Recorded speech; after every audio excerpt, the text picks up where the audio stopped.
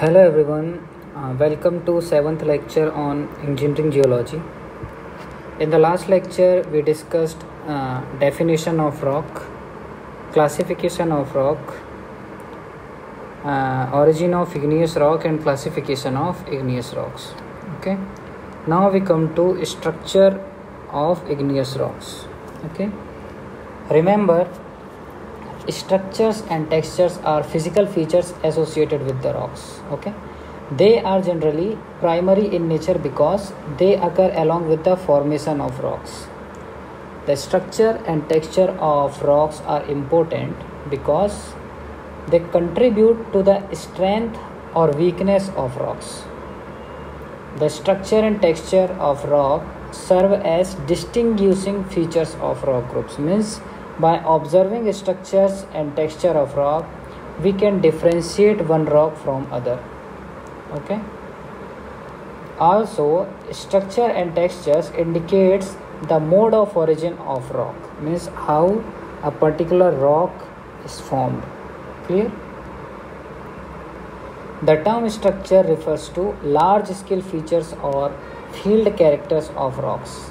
On the other hand, textures refer to small scale features which can be studied in hand specimen. We will see different type of textures associated with rocks in upcoming slides. So firstly we discuss structure of igneous rocks. Okay. In igneous rocks, the common structures are vesicular structure, amygdaloidal structure, columnar structure, sheet structure, flow structure and pillow structure. Okay. So firstly let's discuss vesicular structure. Okay.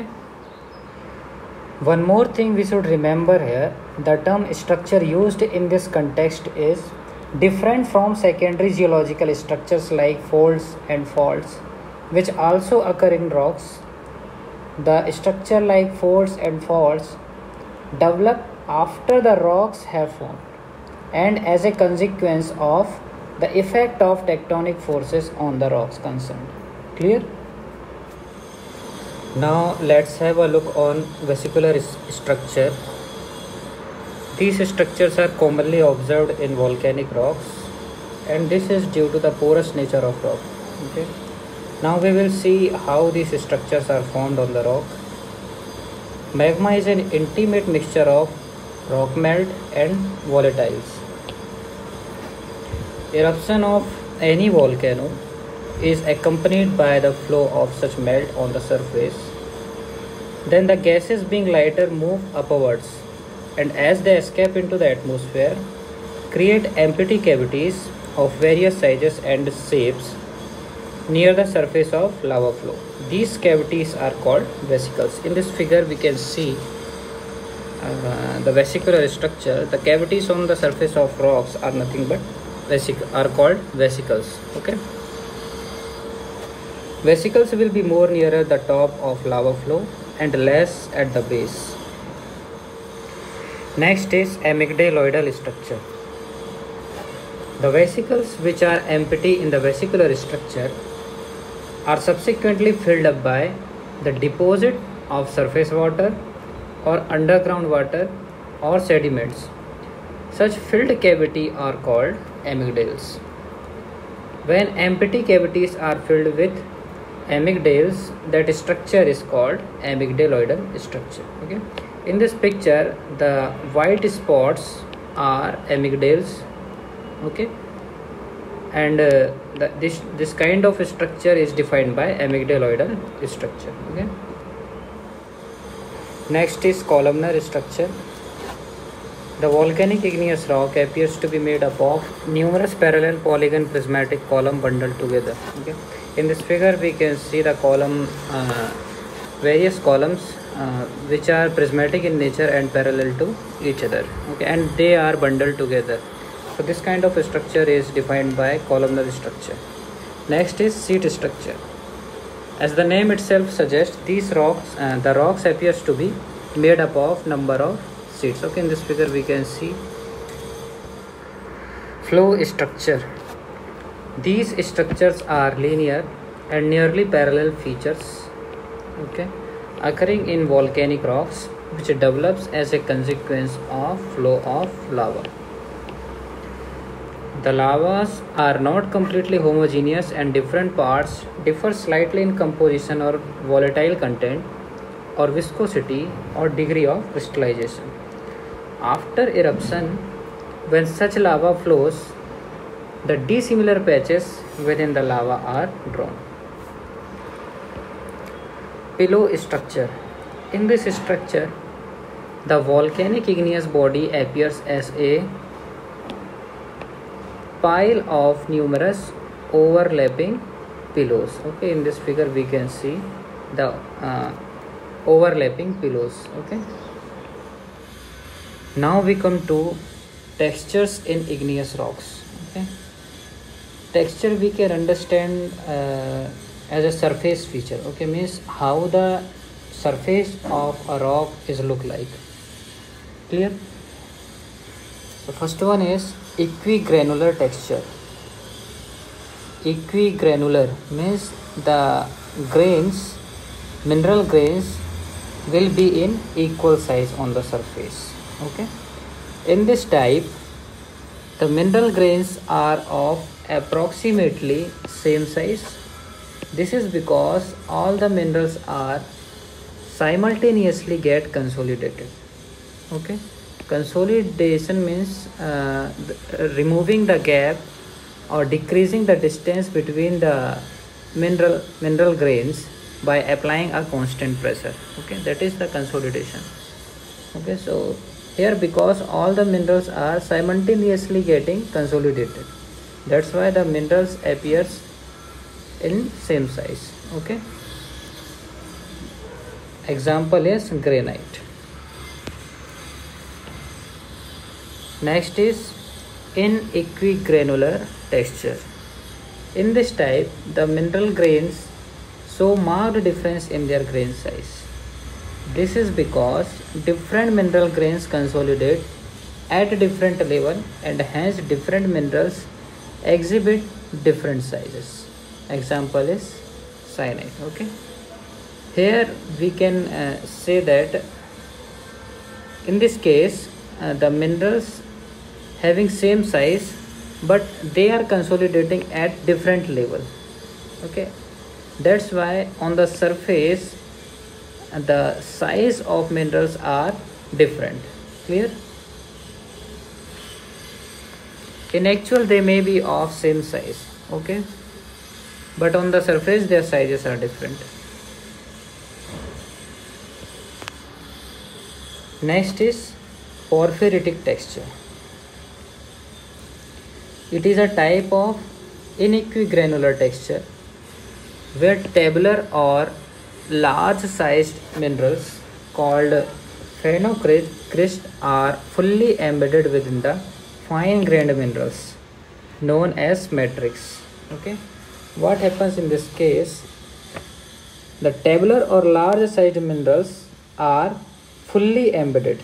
Okay, and these tabular or large sized minerals are called phenocryst. Okay, these phenocrysts are fully embedded within the fine grained minerals and these fine grained minerals are called matrix. Okay, so phenocrysts are embedded within matrix. So this kind of structure is called porphyritic texture. Example is cyanide. Okay, in this case we can see this is these are phenocrysts. Okay, and the minerals which are in black colors are fine grained. Okay, these are called matrix. Okay, so these phenocrysts are embedded in the matrix.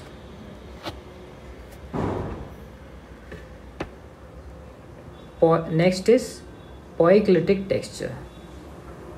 This is converse of porphyritic texture, which is characterized by the presence of fine grained crystals within the body of large sized crystals. Example is peridotite. Okay, this is converse of porphyritic texture. Okay, in this case what will happen? The fine grained size minerals are embedded within the large sized minerals. Okay, of ophitic texture. This is similar to porphyritic texture, which shows phenocrysts are partially embedded within the matrix. Okay. What happens in case of porphyritic texture? The tabular or large sized minerals fully embedded within the matrix. Okay. Suppose this is a tabular like mineral. So this penetrate fully the matrix. Okay. But in this case, in ophitic texture, the large sized particle does not fully penetrate the matrix. Okay, it is partially embedded. Clear? So this white spot does not fully penetrate the matrix or this fine grained minerals. Okay, this is observed in dolerite rock, whose lathe shaped of minerals augite enclosed within a small piezoclase mineral. Now we come to suitability of igneous rocks as engineering materials. We will see how why these igneous rocks are suitable for engineering materials. The igneous rocks are composed mainly of silicate minerals. Okay, and among various minerals, silicate minerals are the most durable. Okay, further, rocks rich in silica content are pleasingly light colored, as in the case of granite. Okay, means the appearance of igneous rocks due to silica content are pleasant. Okay, all minerals of common igneous rocks are relatively very hard. For example, quartz having relative hardness 7, feldspar 6, pyroxenes and amphiboles 5 to 6, and they do not have cleavage to any harmful extent. These characters contribute to the strength of the rock and resistance to abrasion of rocks. Clear? Since igneous rocks are formed out of solidification of a melt, they are necessarily dense, compact and massive.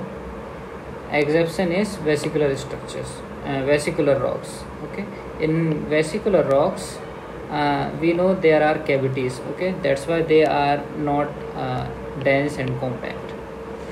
In other words, igneous rocks do not have any internal openings or hollow nature. This contributes to the strength and heaviness of these rocks. Further, igneous rocks are non-porous and impermeable. Okay, impermeable means these rocks do not allow the water or liquid to flow through it. Okay, due to this nature, they do not contribute to possible decrease in strength and durability.